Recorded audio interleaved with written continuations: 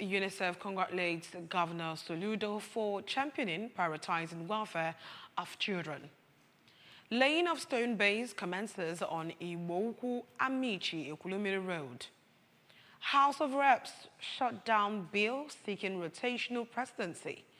From the foreign state, Uruguay, Jose Mujica, world's poorest president, dies at 89. Security is here to stay in Anambra State, in the Anambra. Remember, security is everyone's business. And for us to have a more secure and livable Anambra State, to join forces with the government in securing our state. If you see something, say something. Report unscrupulous elements to the security operators for better security of lives and property. Remember, the emergency numbers 5111 and 0800220008. Good evening and welcome to the evening news. My name is Uchechukwu Ebonam. The representative of the United Children Emergency Fund, UNICEF in Nigeria, Christian Mundate, has congratulated Governor Chukwuma Soludo for championing and prioritizing the welfare of children. Government House correspondent Ejike Abana filed in the report.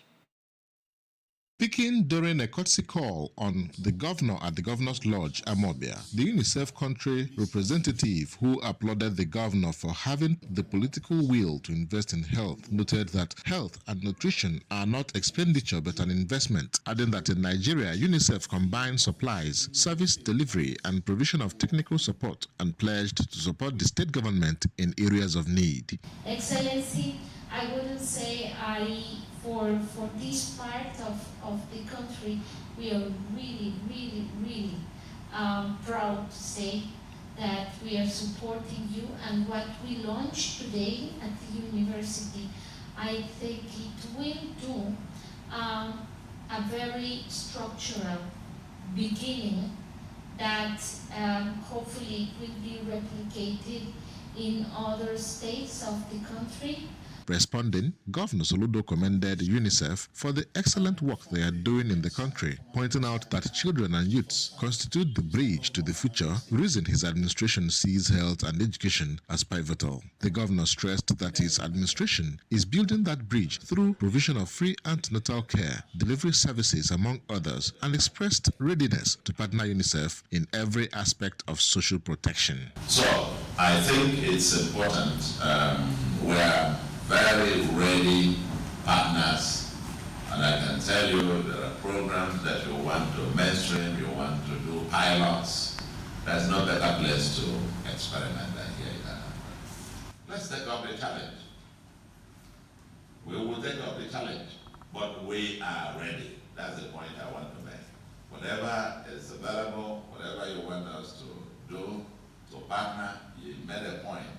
Whatever we put out for this nutrition thing, you are prepared to have can match it. Ejike Abana, ABS News. Laying of stone base has commenced on the 3.5 kilometers Iwoku Amici Ekulumiri Road, a contract awarded in January 2025 by Governor Chukwuma Soludo. Works correspondent Ngozi Obleri in our report. When ABS arrived the site, men of Nev Clinton Construction Company, the firm handling the project, were seen discharging various degrees of construction work as some men were laying stone base on some portion, while others were casting the remaining portion of drainage on both sides of the road. Speaking to the ABS, the managing director of the construction company, Prince Neville Uchendo, said they started work on the road in early February this year, and they are working day and night to complete and hand over the job in the next 3 months. According to Prince Neville, who is the past transition committee chairman for Orumba South Council area, he is seriously interested in delivering quality job that will stand the test of time. When we are doing those things, we are trying to build a lot of catchment to check the velocity of the erosion. Apart from that, we are not behind the time, but above the time. We have to deliver a quality job because that is the main goal of solution team. Professor Chukwuma Soludo have made it a point of duty that any road he builds in Anambra State must stand at the test of time. Anything less than that is uncivilized. A resident of the area, Mr. Joachim Obiokwe, said that the road was last awarded in the then eastern Nigeria but received no attention until Governor Soludo came on board, appreciating the governor for what he is doing in the state, even as he pledged unalloyed support of people of the area to his administration and his second-term bid. From Ibuku Amichi, Ekulummili Road, I am Ngozi Obileri for ABS News. Anambra State Police Command has announced successful rearrest of one Ikeme Funao Sai, the one in the kidnap and murder of the member that represented Onitsha 1's constituency in the Anambra State House of Assembly, late Honorable Justice Azoka. Anambra State Police Public Relations Officer SP Tochukwu Ikenga, who announced this in a statement, explained that the rearrest followed a painstaking and intelligence-led operation after the suspect, who had previously escaped custody, was tracked across multiple states within Nigeria and even into a neighboring West African country before he was eventually apprehended in Asaba, Delta State. Upon sighting the operatives, according to the police, the suspect attempted to escape arrest but was swiftly subdued, and he sustained a gunshot wound to the leg in the process. The police command said in its continued commitment to transparency and accountability, it has briefed relevant stakeholders, including the family of the late lawmaker and the leadership of the Anambra State House of Assembly, adding that during the engagement, the Commissioner of Police acknowledged and expressed regret over the operational lapses that led to the suspect's earlier escape.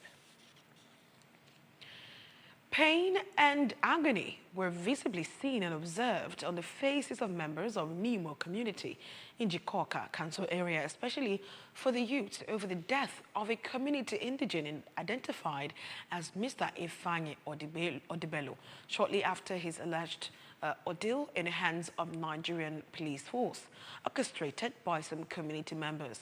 The youths wore black, carrying banners and leaves, parading round the community with a diseased body, including taking the corpse to the houses of his alleged killers, as shops in the community were also observed to be closed over the young man's death. Kenechukwu Chukwudi captured it for ABS and now reports. Speaking during the protest, one of Nimo community youth member, Mr. Chijioke Ezedinachi, explained that the deceased was an active youth member and disappeared for days without any prior knowledge of his whereabouts until a search was started, only to discover that he was arrested and taken to State Criminal Investigation Department for no crimes stated, just by scheming of few persons, including the traditional authority of Nimo, revealing that he died after days in detention. As soon as I say I do,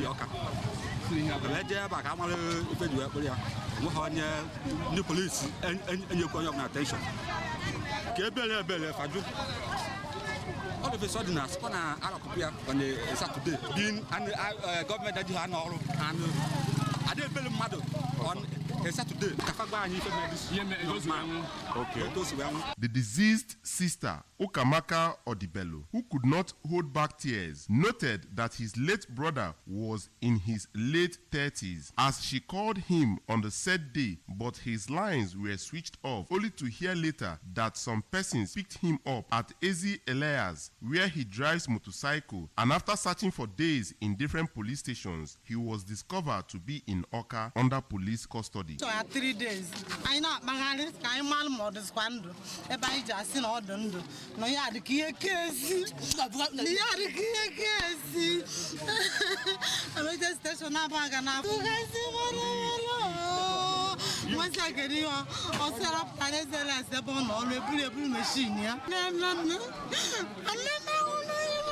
Very sorry. Very sorry. Other youths who spoke during the protest, including Mrs. Osita Ezeputa and Chidebele Odibo, said the arrest and death of the young man was unjust and wicked, given that no reasons has been given for his arrest and detention beyond the scheming of some persons allegedly. The protest took a twist when the protesters were tear-gassed by the police officers with live bullets fired to disperse them as the youth took the corpse to the home of one of his alleged killers. From Nimo, Njikoka Council area, it's been Kenechukwu Chukwudi for ABS News. Indeed, what a sad event. Still to come in the news tonight, House of Reps shoot down bills seeking rotational presidency. Uruguay's Jose Mujica, world's poorest president, dies at 89. The news returns shortly after the break. Ọ bụkwaghị naanị nri dị mma ka anyị chọrọ nri na-edozi ahụ ọtụtụ akwụkwọ nri mana anyị chọkwara ka ọ dị ezigbo ụtọ Knorr Cubes ọ bụ ya bụ ihe nso eji ngwa nri na-edozi ahụ were mepụta dịka anụ ọkụkọ pasili galik ma jupụtakwa na iron iji mee ka nri gị na-edozi ahụ ma dịkwa ezigbo ụtọ ọ bụ ya bụ eri amịcha aka nke ahụ bụ ọkaibe ka anyị tụbe ya ugo gbanwee ụwa gị site n'ịgbanwe ihe dị n'efere gị.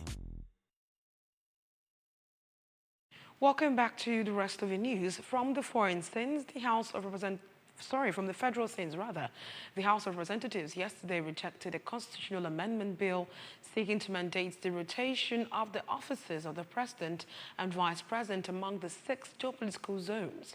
The bill was one of 7 proposed constitutional amendments listed for consideration during the plenary session presided over by the Deputy Speaker Benjamin Kalu.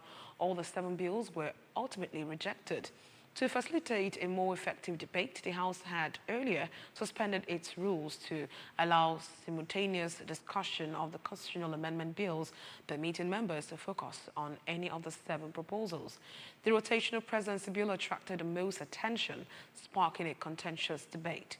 Leading to opposition to the proposal was Deputy Minority Leader Aliyu Madaki, who argued that the principle of equitable representation was already covered by the Federal Character Commission.